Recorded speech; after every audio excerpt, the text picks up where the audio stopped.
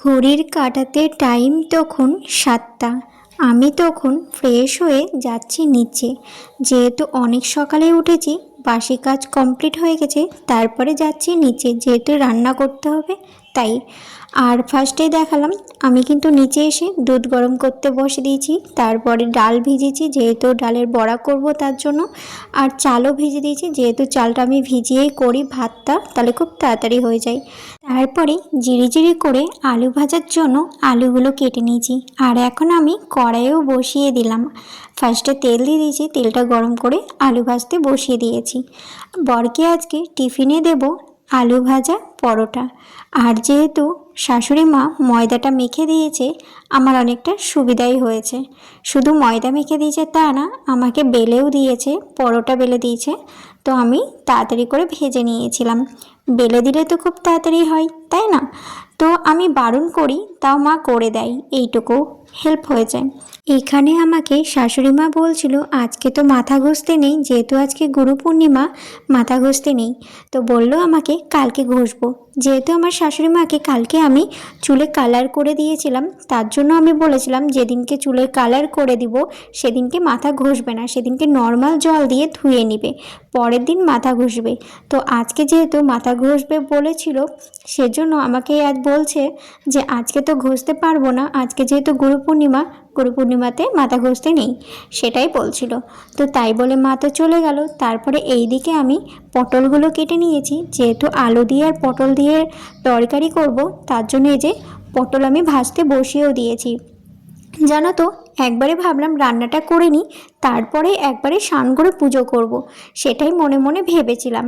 তো তারপরে সেটাই করেছি। আর মা জিজ্ঞেস করছিল আমি আজকে রান্না করব না, তো আমি বললাম তোমাকে করতে হবে না, আমি করে নিচ্ছি। আর যেহেতু পেঁপে ছিল, পেঁপের একটা তরকারি রেসিপি দেখেছিল মা ফোনে, সেটা মা এর আগে করেছিল, ভালো লেগেছে বাবার। তো সেটাই বলছিল বাবা ওইটা করতে বলেছে। তো আমি বললাম ঠিক আছে, আমার এই রান্নাগুলো কমপ্লিট হয়ে যাক, তারপরে তুমি পেঁপের রেসিপিটা করে নিও। তো তারপরে আমার রান্না কমপ্লিট হয়ে যাওয়ার পর মা সবারই লাস্টে পেঁপের তরকারিটা করেছিল। আর যেহেতু ময়দা মাখা ছিল কিছুটা, মানে কিছুটা না, ওটা রুটির জন্য মাখা হয়েছিল আলাদা, ওটা মাই মেখেছে।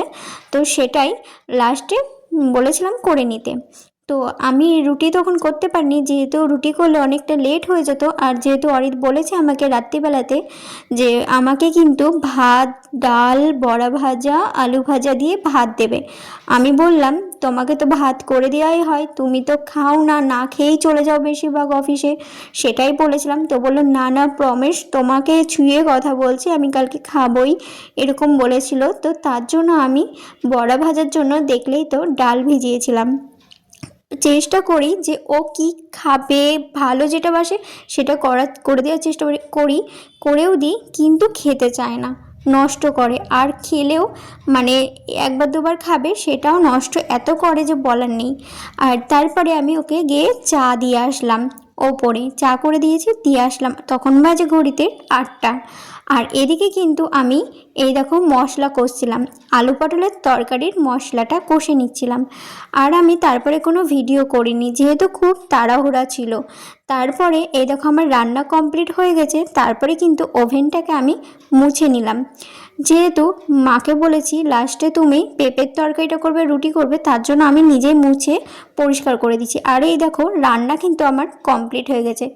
ভাত করেছি, মটরের ডাল, করলা ভাজা, আলু ভাজা, আলু পটলের তরকারি আর বড়া ভাজা।